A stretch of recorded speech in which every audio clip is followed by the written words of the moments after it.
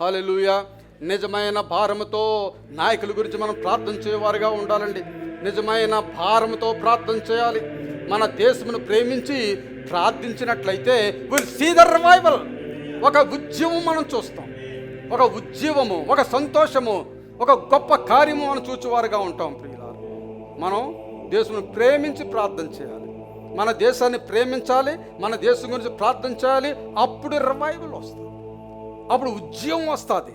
అందరూ సంతోషంగా ఉంటారు, అందరూ సమాధానంగా ఉంటారు, అందరూ దేవుని యొక్క శక్తిని పొందుకున్న వారుగా ఉంటారు. ప్రతి ఒక్కరి అవసరాలు తీర్చబడతాయి. ప్రియులారా, మన దేశాన్ని ప్రేమించి మనం ప్రార్థన చేసినట్లయితే యెహోవా దేవుడు అబ్రహాం దగ్గరికి వచ్చి ఇక్కడ 10 మంది ఉంటే నేను దేశాన్ని నేను నాశనం చేయనంటాడు. ఆమేన్. ఇక్కడ 100 మంది ఉన్నామండి, 100 మంది ఉన్నాం కాబట్టి దేవుడు తప్పనిసరిగా మన దేశమును బాగు చేయవాడై ఉన్నాడు. దేవుని నామమునకు స్తోత్రం.